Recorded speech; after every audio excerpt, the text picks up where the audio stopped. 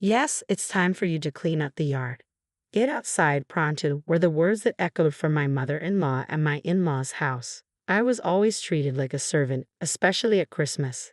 After doing all sorts of housework, I'd find myself locked out in the yard.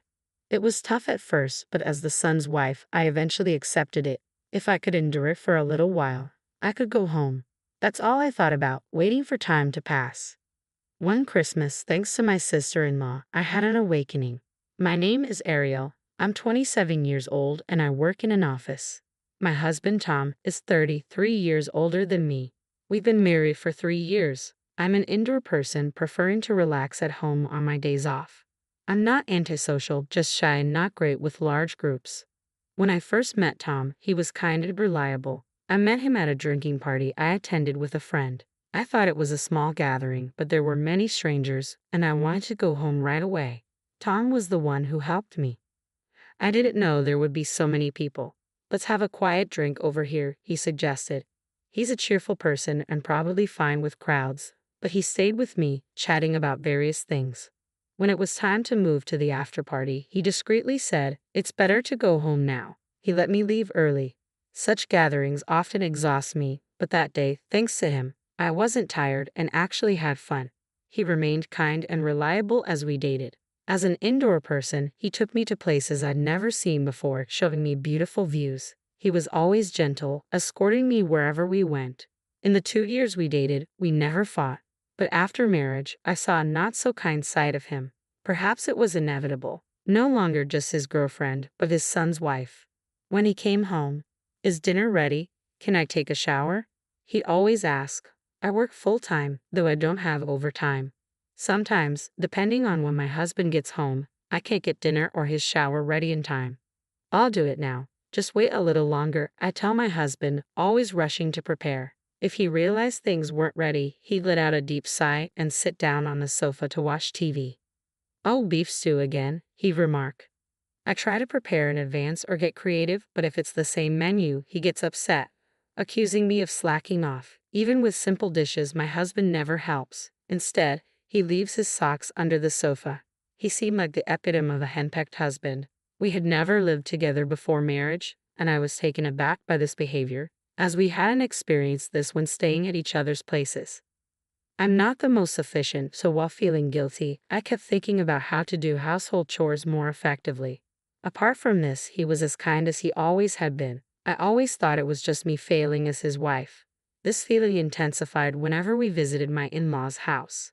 Their house is an hour's drive from ours. I only go a few times a year, but I get so nervous I can't sleep the night before. My father-in-law, Eric, a henpecked husband like my husband, always sits quietly in the same spot, reading the newspaper. "Coffee," I'd often hear him say to Mary, my mother-in-law, as if used to it. Mary prepares the coffee even before being asked and serves it right away. I guess my husband grew up seeing Mary do this and expects the same from me. Eric, being a man of few words, shows little interest in me, barely speaking beyond greetings. Mary is a strong, talkative woman, having been a housewife for years. She efficiently does her chores, probably finding my ineptitude frustrating. When at the in-laws, I cook with Mary, but she often scolds me. "What are you waddling for? Get those vegetables chopped now." I can only reply, "I'm sorry, I'll do it right away." With each visit, I felt increasingly disliked by Mary, always being scolded no matter how careful I tried to be. I blamed myself for not improving. Even when my husband saw me scolded, he said nothing, just lounging around watching TV or fiddling with his phone. Overwhelmed by the constant scolding, I eventually talked to him about it. "You just need to be more efficient. Mom doesn't usually get that angry," he remarked. His words weren't wrong, but they only made me feel more dejected. One day, a year into our marriage, while cooking with Mary as usual, she finally snapped. "I'm so frustrated doing chores with you. I can't take it anymore. From now on, you'll do it alone. I'll just give instructions," she declared. It seemed Mary had reached her limit with me, scolding me every time. "All right, I understand. I'm sorry," was all I could say. Yet again, after apologizing, I ran to the bathroom in tears, feeling pathetic for upsetting Mary so much. I felt terrible for not being a good daughter-in-law. From then on, under Mary's orders, I did all the household chores alone when at the in-laws' house. Even though I worked by myself, Mary's scolding didn't stop. I was always apologizing. Despite my efforts, my husband and Eric just turned a blind eye. Christmas was particularly depressing. My husband has 3 siblings, and his unmarried brother would come home for the holidays. Sally, my sister-in-law, living far away, only comes back once a year and spends her time at her husband's parents' house. Every year on Christmas Eve, Mary cleans the house from top to bottom, prepares roast turkey, and gets ready for the Christmas feast. On Christmas Day, she cooks up a storm and waits for her 2 younger sons to return. The first year, having helped Mary before, now that I was doing chores alone, it meant handling everything. Just thinking about it was overwhelmingly distressing. On the way to the in-laws' house on Christmas Eve, I did the grocery shopping Mary had asked for, and the car was full. Upon arriving and finishing unloading, Mary immediately instructed me to start cleaning the windows. One cleaning task after another followed, along with preparing lunch. By evening, I was exhausted, yet the cleaning wasn't done. "What are you dawdling for? At this rate, we'll have to continue tomorrow." Mary kept scolding me. I was too tired even to apologize. When I finally finished cleaning, it was already dark outside. Then, I started preparing the roast turkey and cleaning up, and before I knew it, it was the next day. I hadn't even started preparing for tomorrow's meal. Sally hadn't instructed me on the preparations. "It needs to be ready by 11 a.m., she said before heading to bed. My husband and Eric had already fallen asleep. I spent the night desperately doing the meal prep. There was so much to do, and as I worked, I couldn't help but cry. Sally probably started cleaning and prepping not just on Christmas Eve, but several days before. It was unreasonable to expect me to do it all alone. I understood that, as a son's wife, I had to accept this, but I couldn't stop crying. Eventually, morning came while I was still prepping, and I had to start cooking right away to be ready by 11 a.m. I finished everything in time, feeling relieved that I managed to get it all done by 11 a.m. "Wow, this looks delicious." "Thanks, Mom," exclaimed the brothers. Their words irked me. Just as I thought I could finally sit down to eat, Mary called me.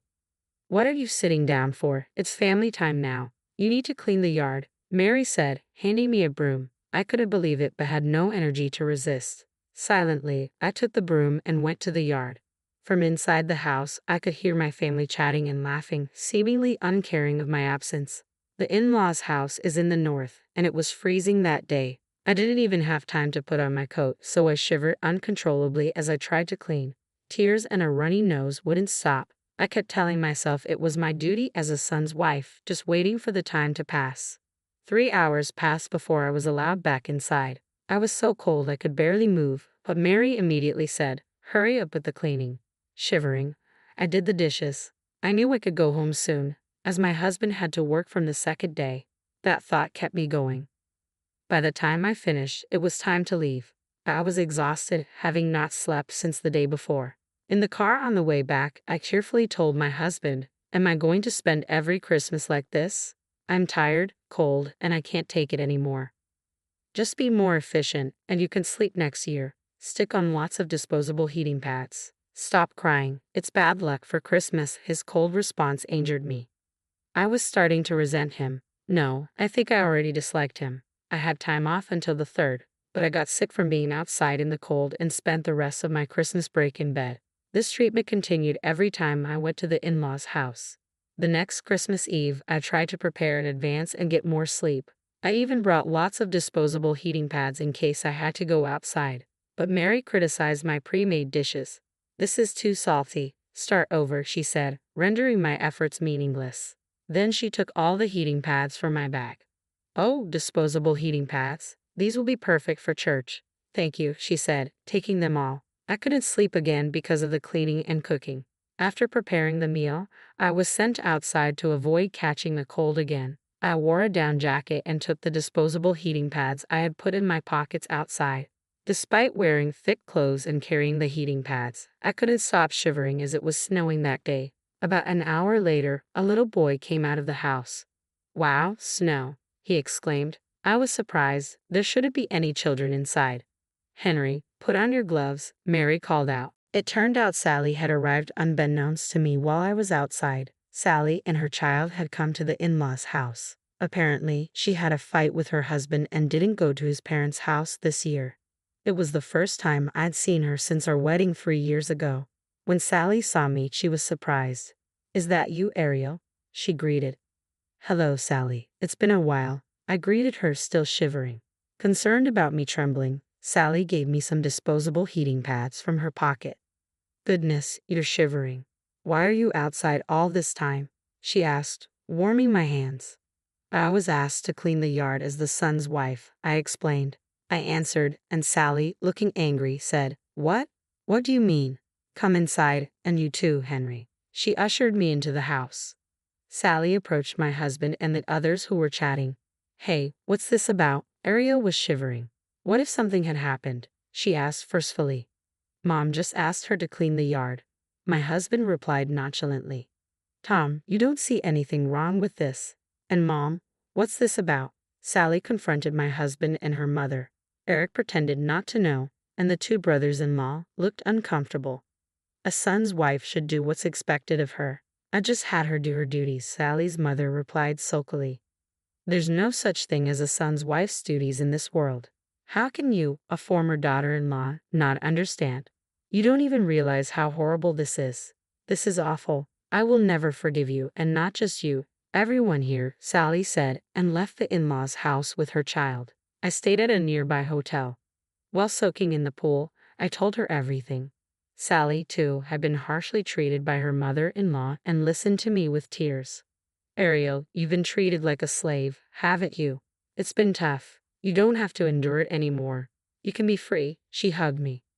I had always thought it was inevitable as a son's wife and endured many hardships, but finally, I realized it was abnormal. Feeling liberated, I also cried. Spending time with Sally, I felt the need to become stronger. After getting out of the pool, we ate the delicious hotel food, and exhausted from not sleeping since Christmas Eve, I fell asleep without realizing it. The next morning, I saw missed calls from my husband but ignored them, choosing to explore the area around the hotel with Sally and her child. Throughout this, my husband and Mary kept calling. "Ariel, it's okay to ignore him," Sally advised, so I didn't answer the phone and enjoyed sightseeing instead. Later that evening, when Sally said she was going home, I drove her to the station. As we said goodbye, "Ariel, I've done enough payback for you. The rest is up to you," she told me. I didn't fully understand. "Thank you for everything." I thanked her deeply and went home. When I got home, my husband was there, demanding, "Hey, where have you been? I called you so many times." Ignoring his frantic concern, he continued, "The house has been sold. It's my sister's doing." Confused, I asked, "What? Sally?" "Sally has married the heir of a national real estate company. Our house and the in-laws' house were bought through Sally's husband's company. The two brothers-in-law rented through the same company," he explained. "Sally, unable to forgive what happened yesterday, have listed our house and the in-laws' house for sale and filed eviction notices for the brothers' rentals. Within a month, the entire family had to move out, losing their home." I laugh at Sally's extraordinary actions, touched that she did all this for me. "You know about this, right? Tell my sister to stop. She'll listen to you," my husband pressed. Laughing, I responded, "I'll talk to Mom." He called Mary. It was hard to hear, but she sounded angry. "It's called personal responsibility. I'm leaving this house too, so it doesn't matter to me if there's no house. The family can live happily outside, right? Like in a tent? It might be cold and shivering." I teased while saying this to my husband and Mary on the phone. "What are you talking about?" my husband exclaimed. "The joke's on me. I'll send you the divorce papers," I said, packed, and went to my parents' house. I called Sally on the way to tell her I was divorcing. "Way to go, Ariel. I knew you'd make that choice. Let's go to a hotel with a pool again," she said cheerfully. I'm grateful to Sally. If she hadn't come that day, I would have endured terrible treatment for decades. Later, we officially got divorced. My ex-husband's family lost their homes. We used to split living expenses and manage our own savings, which I didn't know, but apparently he had hardly any. He had to borrow money for a new house. He was blamed by the in-laws and borrowed more for their initial costs. After the divorce, his debts grew, and he started working part-time at night. Serves him right. The in-laws had lived in a spacious house thanks to Sally, but now had to settle for a small apartment. Embarrassed, Sally rarely leaves the house, living quietly. I started living at my parents' house. When I helped with chores, Mom was surprised at my efficiency. I thought I was clumsy and hadn't grown, but I was wrong. I became skilled in household chores during my 3-year marriage. Sally and I still keep in touch and occasionally visit hotels with pools. Talking to her gives me strength. Becoming the strong woman